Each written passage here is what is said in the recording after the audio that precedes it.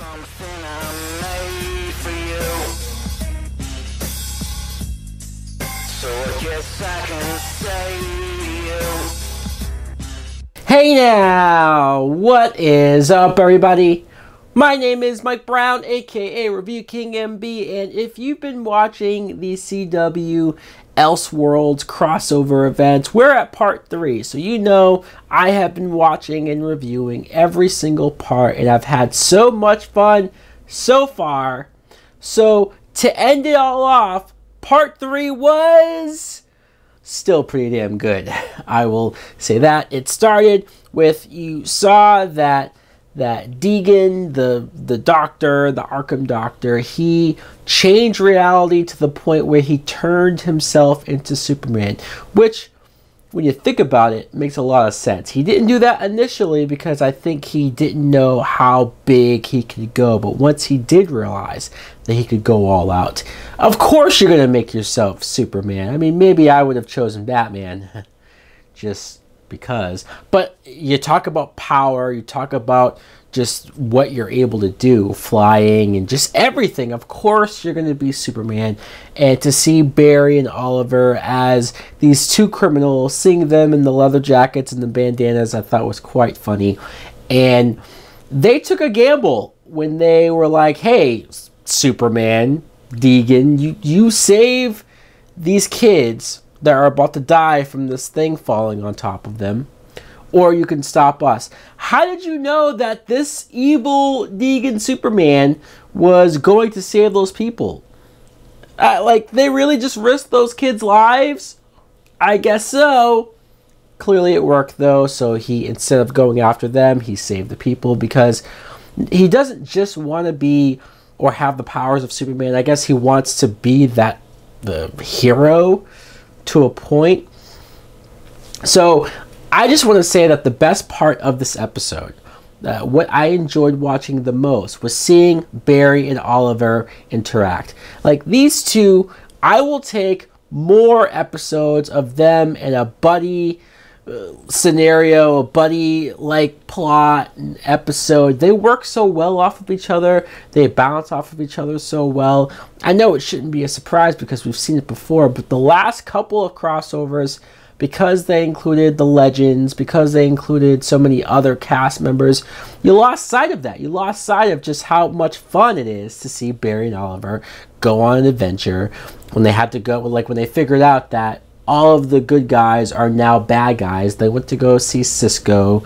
And really quick, the bartender being Gary from Legends of Tomorrow, wow, just wow. And you see that James Olsen is his bodyguard, of course. They found ways to sprinkle in certain cast members that we haven't seen yet, like in Supergirl. And Cisco, they convince him to work together to stop Superman. They go to the Fortress of Solitude, which, it was nice. It was nice to see Superman and Lois in the Fortress of Solitude.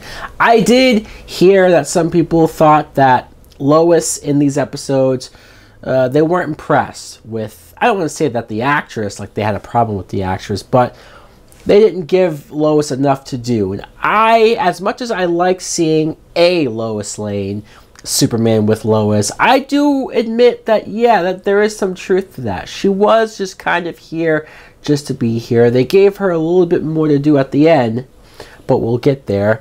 Kara was locked in Flash's prison, Star Labs prison, and you see that Alex is there. Now, here's where I got confused a little bit, because evil Superman tells Kara, like, hey, I'm not familiar with you because you're not from this Earth. So he didn't really know how to deal with her, so he locked her up. Makes sense. Okay, fine. He basically said that on this Earth, there is no Supergirl, which we kind of already knew that. But does that mean there's no Kara? There's no Earth 1 Kara? Because if that's true, then why is there an Earth 1 Alex? Why are there Earth 1 opposite versions of characters that we know from Supergirl's Earth? It was a little confusing. If there's no Kara, then why? Unless you're trying to tell me that Kara never landed on this alternate universe's Earth, Earth 1.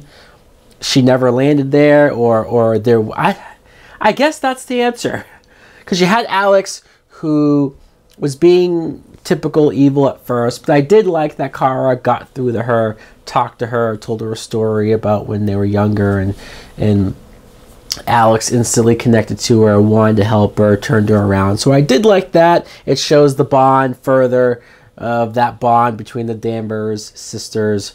I do like when they are on the same page and get along. Of course, sometimes the writers don't always do that with them. And you see evil Superman fight our Superman. And that was very cool. There's just something about seeing black-suited Superman that I talked about last night. It makes me so happy. An evil Superman wears a black suit, and they totally got that right. And seeing them fight was cool. It was very quick, though, because Kara gets the book, and then they use the book. Superman uses the book. I thought it was interesting that they made Superman the only guy who was able to open the book and use it, because even Kara couldn't use it. That was a surprise. And I feel like, since this is technically Supergirl's episode, they would have given it to her, but for whatever reason, they didn't. And Superman partially fixed things, but then evil Superman got the book back, and I know it sounds confusing. All of this reality bending going on. I did like that Flash and Oliver got their personalities back, their personas back. Barry got his powers back. And then the moment when Barry and Supergirl decide, hey, we need to slow down time, so we're going to go around the world and slow everything down. That had to be a Christopher Reeve reference, right? The Richard Donner film. And I guess Superman saw that if they did that, they would kill themselves, which seemed pretty harsh and brutal, but they were willing to do it anyways.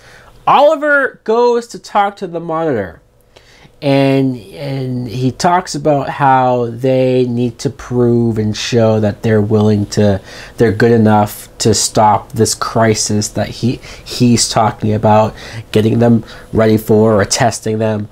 And he says that if he's going to save Supergirl and Flash, stop their destiny of dying, then Oliver needs to trade something back. And then we didn't see what he said. So did Oliver just trade his own life at a future date? Are we going to build for the next year the death of Oliver Queen? Maybe, but they didn't really address it again. Barry brought it up at the bar, but we didn't get more of it. So I guess it would make sense. I don't know if I'm ready for Oliver Queen to die off, although I guess that would be a definitive end for the Arrow TV show.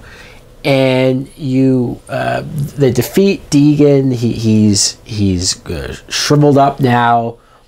Batwoman calls Oliver, and she talks about how he's made a friend at Arkham. And you see this guy with the gold mask, who I feel like I should know who this guy is, but I can't think of it. So somebody in the comments, let me know who that masked guy is.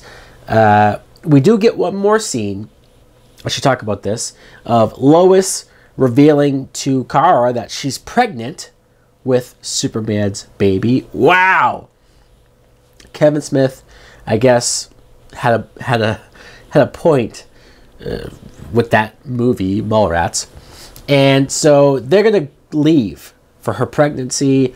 So this is just to explain why Superman won't be around. And look, I know that's what I instantly thought of. I was like, oh, okay, this is to write Superman off of Supergirl. We won't be seeing him again. But it makes sense. And it was a nice moment to see that. I wish we had lived with and got to know this Lois a little more, so that it could have impacted me more, like when he proposes to her. It was all a nice moment, but I didn't get to know her well enough to just, other than the fact that she's Lois. So yeah, she's his love. Yes, it makes sense.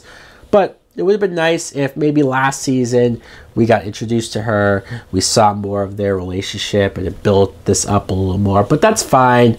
It was nice. And then, after we see this masked guy at Arkham, they show a graphic saying next fall, Crisis on Infinite Earth. So holy crap, they're doing it. They already have next year's crossover planned out. This is going to be pretty epic.